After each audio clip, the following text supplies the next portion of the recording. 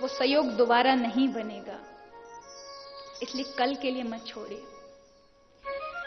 तो यहां भागवत कथा किस मास में सुननी चाहिए ऐसा वर्णन आया, किस वक्ता से सुननी चाहिए,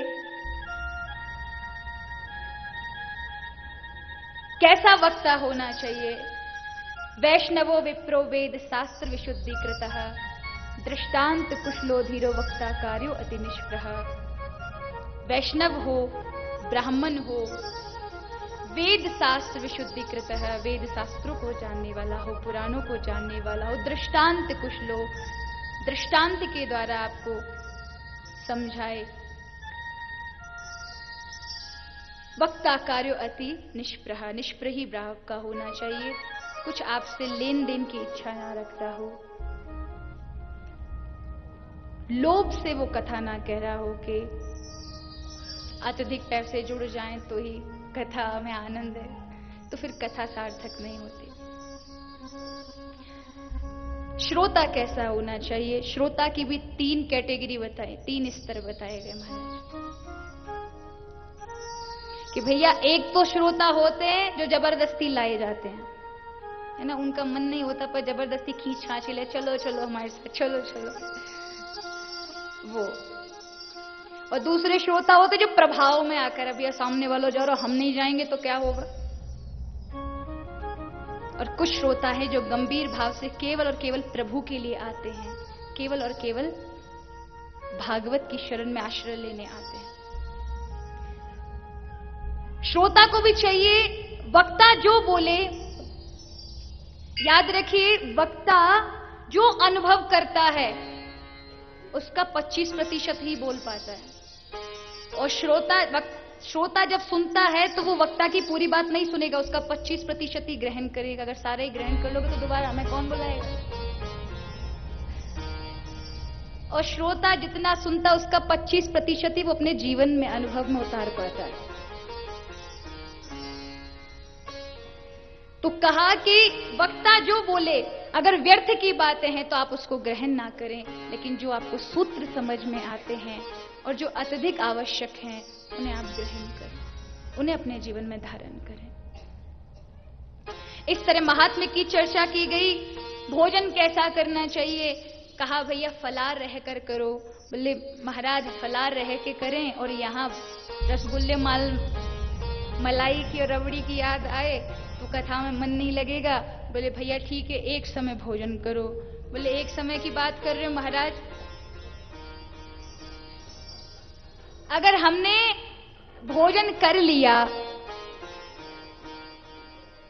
तो फिर कथा में मन नहीं लगेगा। बोले भैया भोजन करो तो कम करो, उतना ही करो कि आपको नींद ना आए, निद्रा देवी व्यवधान ना करें। निद्रा देवी 2 प्रकार से व्यवधान करती है, तो आप ज्यादा खाकर आए हो तब, या फिर आप आ गए और आपका मन वहां नहीं है। तो निद्रा देवी आती है, सोचती है भैया कौन खाली बैठा है जिसका मन नहीं लग रहा, इसी पे सवार हो जाऊं। क्योंकि ये कुंभकर्ण की पत्नी थी। भगवान ने जब भगवान राम ने कुंभकर्ण को मारा, तब निद्रा देवी ने क्रोधित होकर श्राप दे दिया, तुमने मेरे पति को मारा है, तुम्हारी हरि कथा सत्संग होगा, कीर्तन होगा, मैं जरूर आऊंगी, व्यवधान करूंगी। इसलिए महाराज वो व्यवधान ना करें और आपको भगवत मार्ग से अलग ना कर दें। इसलिए संकीर्तन करना चाहिए, समय समय पर जय जय श्री राधे बोलते रहना चाहिए, जिससे निद्रा देवी व्यवधान ना करें। इस तरह से कथा का महात्म्य की चर्चा की गई।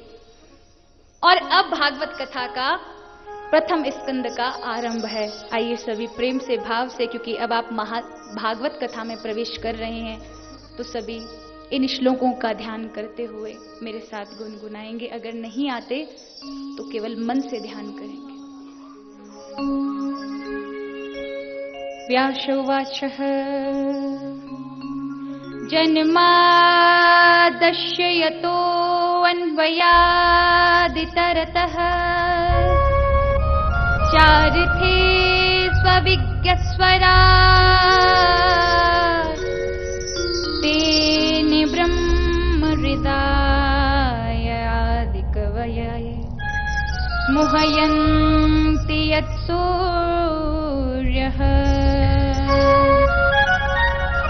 तेजो वारिमृदां यथा विनिमयो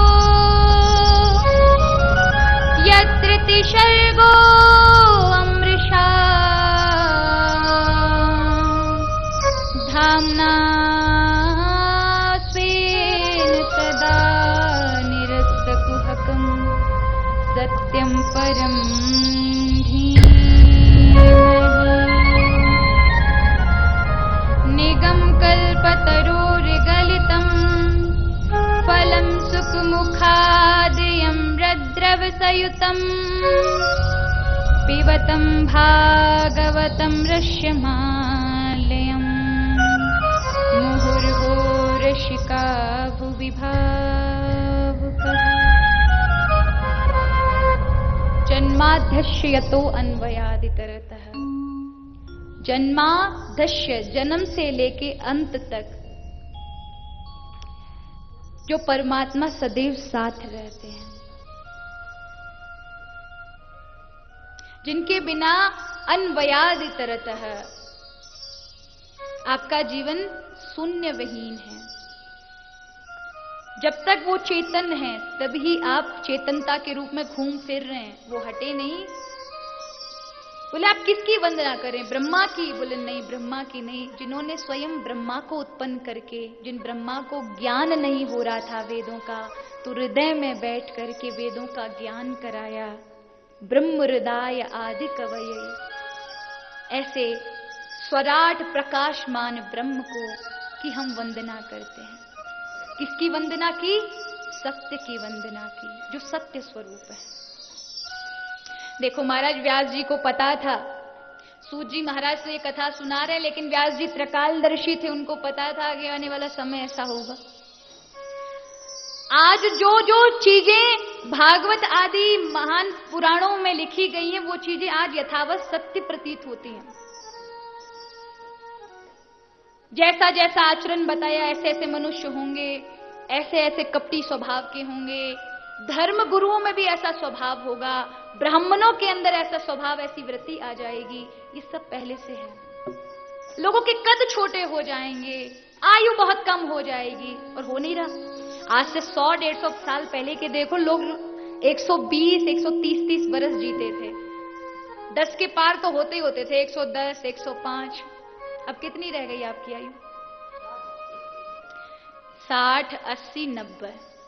100 के ऊपर पहुंच जाए तो हल्ला मच जाता, तो महाराज फलाने फलाने 105 जी गए, 102 जी गए, 102 वर्ष के हो गए, हल्ला मच जाता है। कद भी छोटे हो गए। आगे भविष्य पुराण आदियों में, भागवत के अंत में बताया गया है, भविष्य की चर्चा में, कि आगे आने वाले समय में लोगों की आयु मात्र 20 वर्ष रह जाएगी। कितनी रह जाएगी? घोर कलयुग में 20 वर्ष। उसमें ही आप अपना जन्म देख लेंगे, बाल बच्चे देख लेंगे, खूब पढ़ लिख लेंगे, दादा पोती नाना नानी बन जाएंगे, सब देख लेंगे, और उसमें ही मर जाएंगे आप। इतना कम आयु होगी, और कितना कद होगा?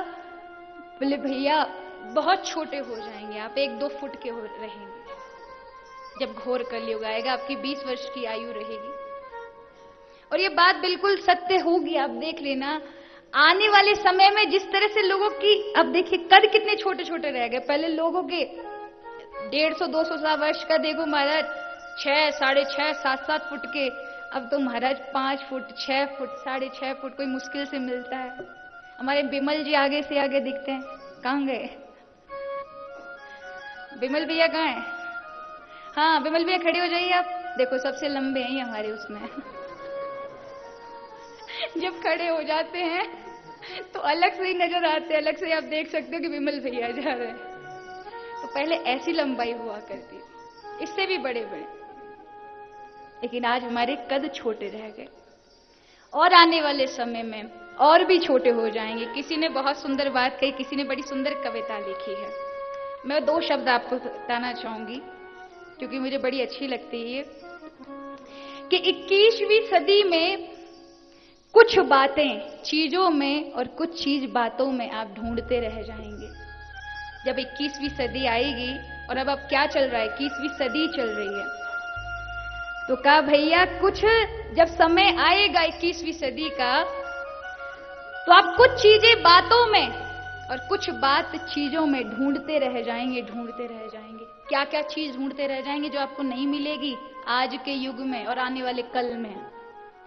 बच्चों में बचपन, बच्चों में बचपन, जवानों में यौवन, शीशों में दर्पण, जीवन में सावन, गांव में अखाड़ा, शहर में सिंगाड़ा, टेबल की जगह पहाड़ा, ढूंढते रह जाओगे, ढूंढते रह जाओगे।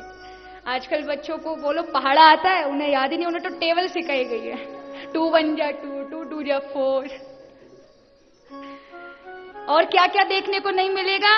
बोले आंखों में पानी, आंखों में पानी, दादी की कहानी, प्यार के 2 पल, नल और नल में जल, संतों की वाणी, करण जैसा दानी, घर में मेहमान, मनुष्यता का सम्मान, पड़ोसी की पहचान। ढूंढते रह जाओगे, ढूंढते रह जाओगे।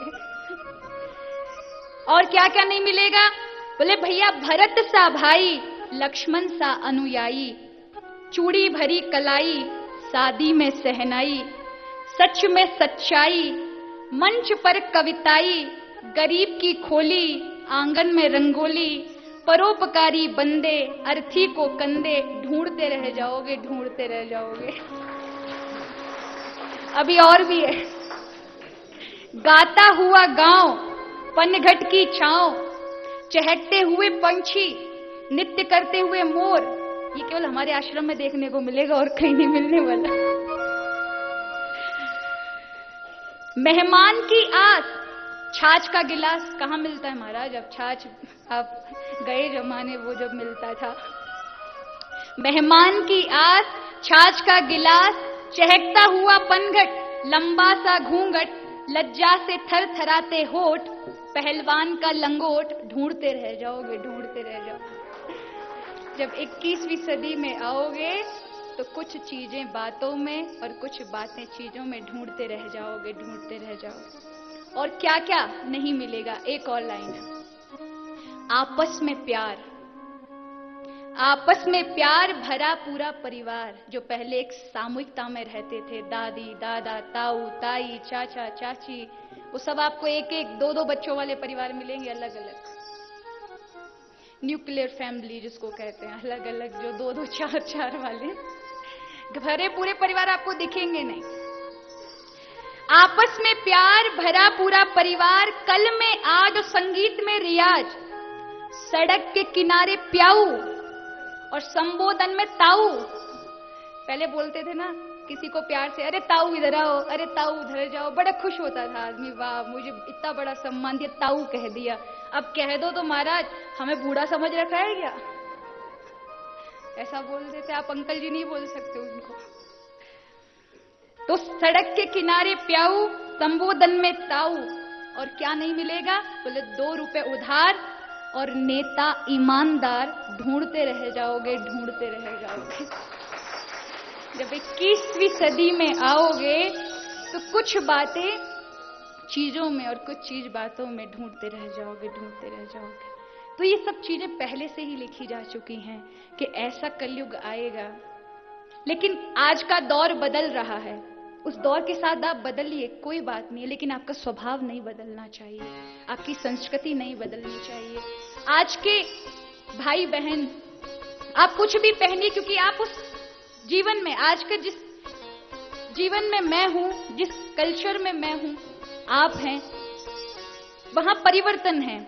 पहले संस्कृति वाले परिधान पहने जाते थे, अब आज के युवा जींस टी शर्ट आदि सब पहनते हैं। अच्छी बात है, आप पहने, कोई बुराई नहीं है। आपका मन जो करता है करें, लेकिन जब भारतीय संस्कृति के कुर्ता पजामा पहनने की बारी आए, धोती कुर्ता पहनने की बारी आए, कभी साड़ी लहंगा पहनने की बारी आए, तो शर्म नहीं आनी चाहिए, बल्कि गर्व से पहनने चाहिए। ये मेरे भारत के परिधान हैं, ये मेरे भारत के वस्त्र हैं। आपके हृदय में वो भारतीयता, राष्ट्रीयता जागृत रहनी चाहिए, उसके लिए शर्म नहीं होनी चाहिए। हमारे पंडित जी रूपेश शास्त्री जी, हमारे दौशा के, उनका बालक है, कल मैंने देखा कुर्ता पजामा पहना था और बड़ा महाराज